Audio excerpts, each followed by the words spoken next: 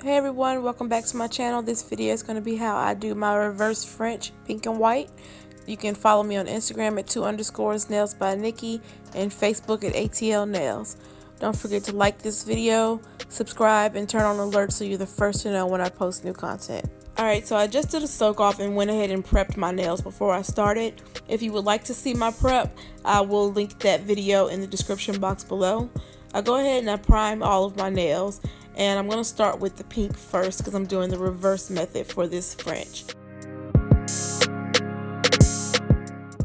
I lay the pink just a little bit thicker because I want to be able to really push that white up against it and not have to worry later when I'm shaping and contouring the nail that I'm going to thin my pink out too much. So I try my best to get this in the most of an almond shape or whatever shape free edge that I'm going for. In this case, I'd like a deep almond type smile line, so I'm going to try to shape that nail as I'm applying the acrylic.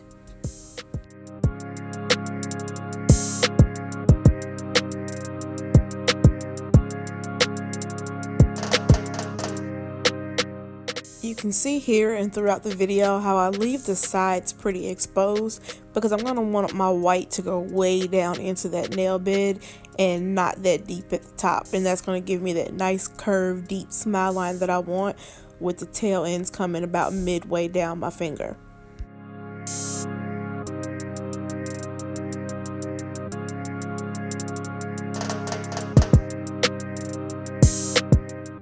I somewhat used my natural free edge as a guide for where I want the point of my pink to end, and that's a pretty good guide to help me kind of even with measuring them. Like if I was using forms, I would use that if I were going to do a longer extended nail, but since this is just an overlay on my natural nail, I'm using my free edge as that guide for making my pinks even.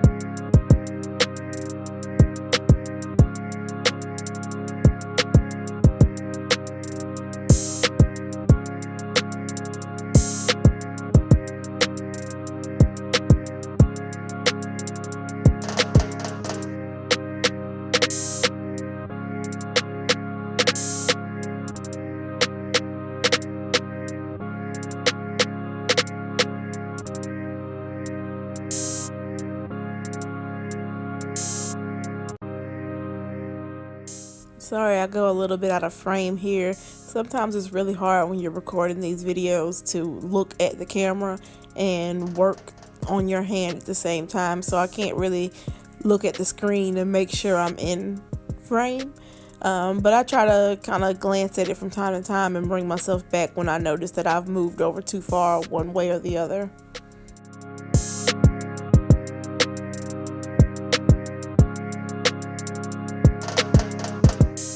Okay, so here I made a little mistake. I started doing my white right away, and that is not how I normally do that. I was watching Game of Thrones and I got completely distracted. So by the time I get to my ring finger, I catch myself and I wipe the white off. So the next step you're going to see after I wipe the white off the ring finger, I go ahead and I shape the pink to make sure that I have a nice sharp line there, because even though I tried to shape it, I know it's not going to be perfect when I'm trying to shape it by hand. So I go back over it with my hand file to make sure that that pink is nice, crisp, and refined the way that I want that pink and white to look. Whenever I'm filing on my nails, I make sure I move my monomer out of the way and I close my powders, because you don't want the dust from filing your nails to get into your nail powders.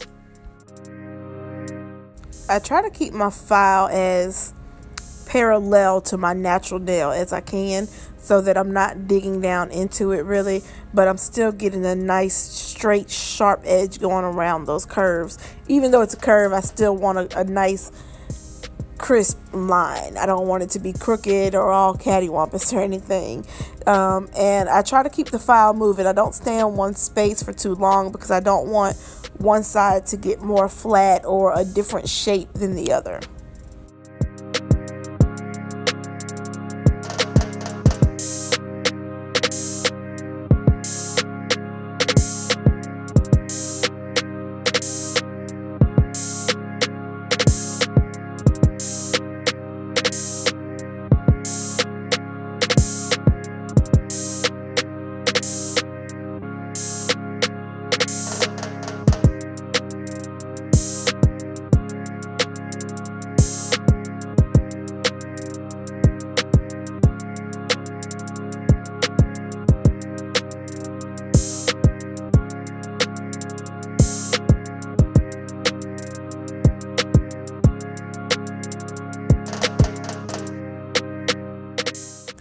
Once I'm satisfied with my shape, I'll go ahead and dust my nails off really well. Sometimes I'll go ahead and use a little bit of a dehydrator again to make sure that my nail is nice and clean and free of any debris before I go ahead back into my liquid and powder application. I didn't do that for this one because that was a dry brush actually, and it got most of it off. But I also sometimes will reprime that free edge. I did it this time, and it's not really necessary because the liquid that I use has a primer included, so I don't have to use a primer if I don't want to, but I still use one on myself and clients.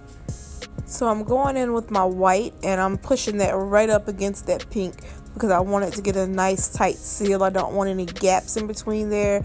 I don't want any room for any spaces or bubbles or anything, and I don't want to have to cap it and clear. So it's okay that it's messy all over the pink because that's what I mentioned earlier, how I made my pink a little bit higher. I'm going to file all of that down and it's going to reveal the beautiful pink and white.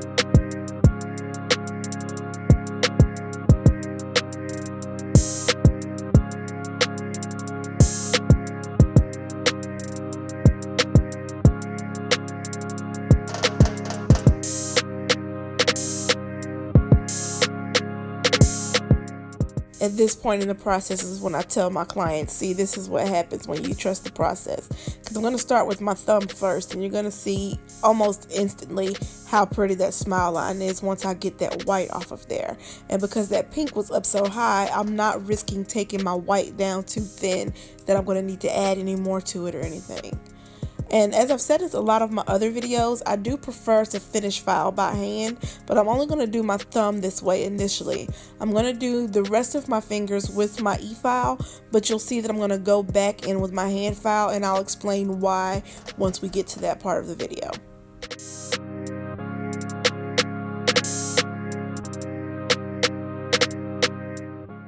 When I'm shaping my sidewalls, I do try to get my file as straight as I can. I don't like to go up under the nail too much or try to do it too much on top, because then you really kind of thin the nail out more than you want to at times. So I just go straight along the sides to get that nice sharp edge, and I will file straight up and down to flatten the top of my nail to make sure that it's even. And I'll just continue to go over the surface until I'm satisfied with the smoothness and the thickness of the nail.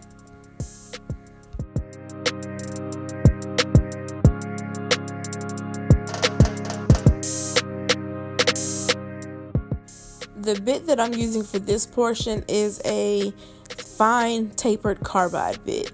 And I really like that one because you can get up in there in those tight corners, but it's pretty versatile. I do pretty much all of my finished filing with this one. I have quite a few diamond bits that I do like, but this one is my preferred.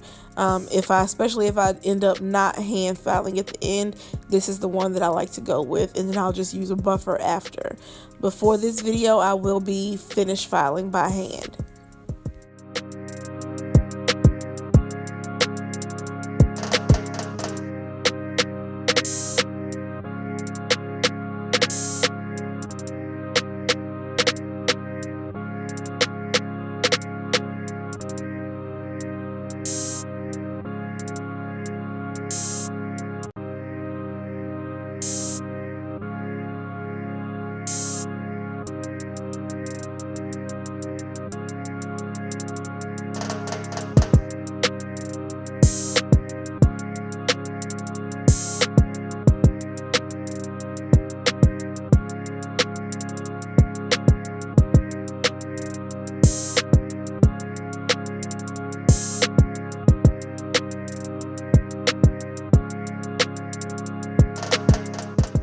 Now for the great reveal, the pinky that I forgot to sharpen my pink on before I applied my white.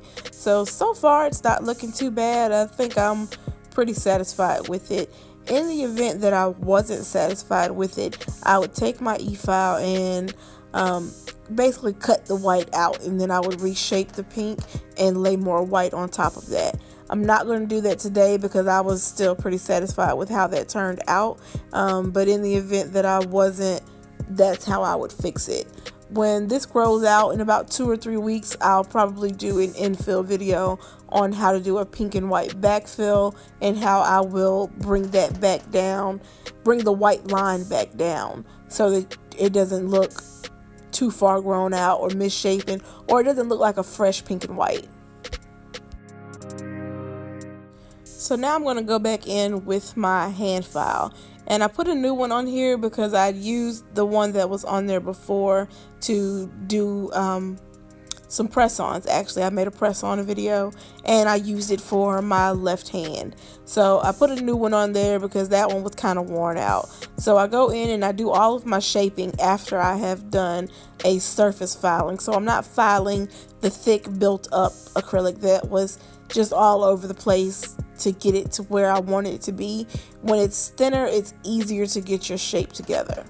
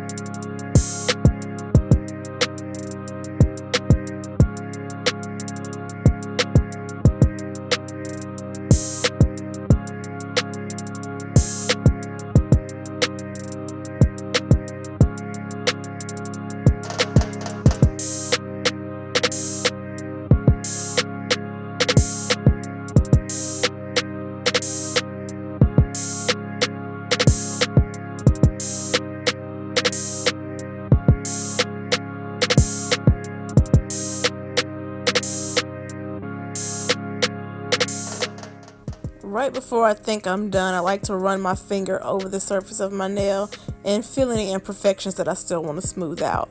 So I'm going to go back in with my hand file and I'm going to go over the surface of any of these nails that I want to make sure are as smooth and as flush as possible.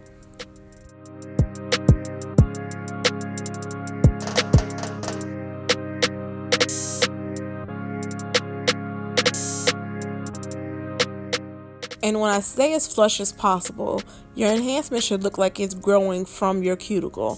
So I'm going to slow the video down right here so you can see how I place my file. And I kind of lay that straight in that crease of my nail. And you got to be careful doing this on a client. Make sure you score your files because you don't want to cut someone. I'm doing this on myself, so I'm a lot more reckless working on myself than I would be on a client. But just make sure you score your files so they're not too sharp on the edges, and you're careful and you are comfortable hand filing if you choose to hand file. If you are more comfortable with your e-file, do whatever works best for you. After I'm done and I'm satisfied with my finished filing, I'll go in with my buffer to make sure I got all the scratches out. I hope you all enjoyed this video. I certainly enjoyed making it. Don't forget to follow me on Instagram at 2_nails by Nikki and ATL Nails for Facebook. And before you go ahead and click subscribe on this video. Turn on alerts so you're the first to know when I post new content. If you have something that you would like to see me try, leave it for me in a comment below.